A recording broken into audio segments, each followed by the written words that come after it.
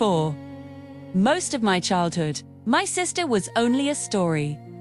A name my mother whispered through tears. Then, one morning, everything changed.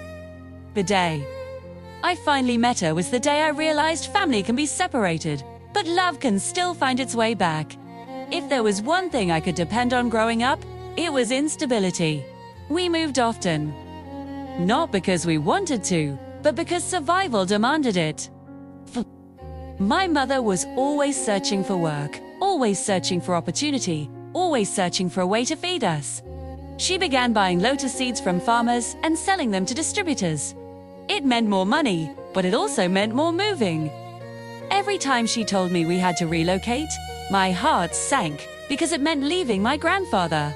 The man who had become my protector, my teacher, my safe place.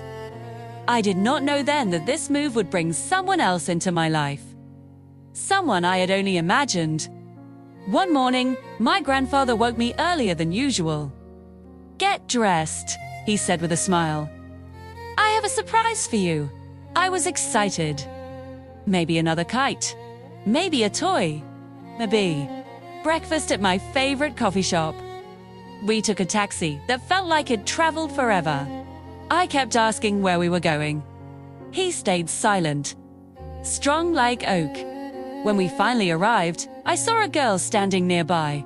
She was older than me, with curly black hair and a round, gentle face. I remember feeling confused. Was this the surprise? My grandfather took my hand and walked me toward her. Then he said words that changed my life forever. "Monica's, this is your sister Maya." Until that moment, Maya had only existed in stories. Stories of a little girl my mother had left behind. Stories that made her cry late at night. Now she was standing right in front of me. Real. Quiet. Shy. We looked at each other for what felt like a long time. Then we hugged. Something inside me felt complete, as if a missing piece of my heart had finally been returned. While I had been growing up with my grandfather, Maya had been living her own difficult reality. She stayed with our father's parents in Longvak. They cared for her. They fed her. Birds. They could not replace what she truly needed. Her mother. Her sister. News of her free time was spent alone in her room, wondering if she would ever see us again. That kind of loneliness changes a child. It makes them older than their years. At first, Maya did not talk much. But slowly, something beautiful began to grow between us. We started sharing everything. Secrets, dreams, fears. With my mother constantly working and my grandfather no longer around every day, Maya became my role model. She became my protector. She became my best friend. Sometimes, life separates people only to bring them back stronger. And that is exactly what happened to us. Not long after we were reunited, my mother met a man named Sokchung. She was still grieving my father, still exhausted from carrying the weight of survival alone. She needed companionship. She needed stability. In Cambodia at that time, people did not date the way they do today. They met, they married. And that is what she did. But love was not part of this decision. Security was. He already had other women in his life. And slowly, we would discover that he came with burdens of his own. One night, while my mother was pregnant with my younger brother, something happened that would haunt her forever.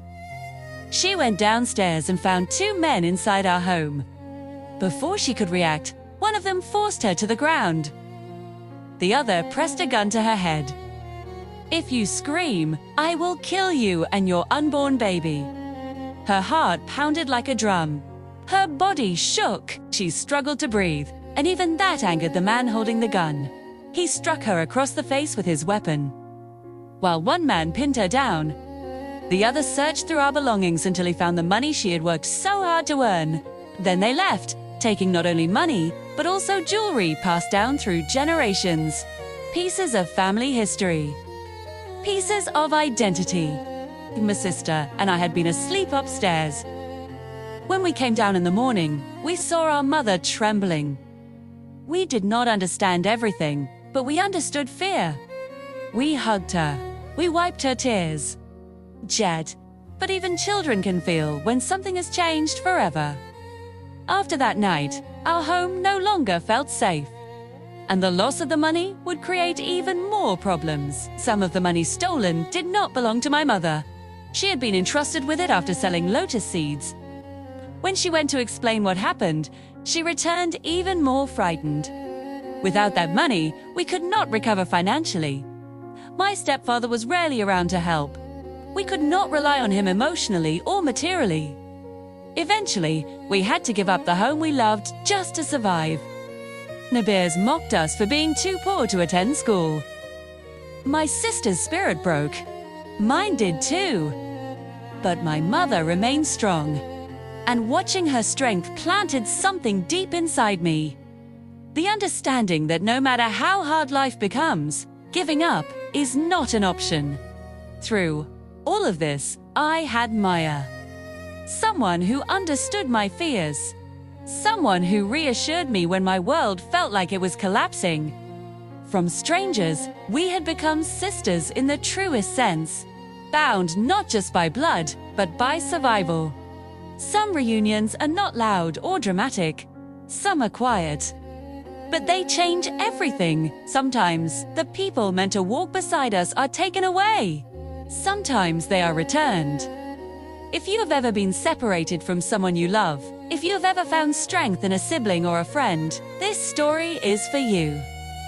But the challenges were not over. In the next chapter, I will share one of the most terrifying experiences of my childhood. The day I cried out for help and did not know if I would survive. If this touched your heart, stay with me, because my journey through hardship was only beginning.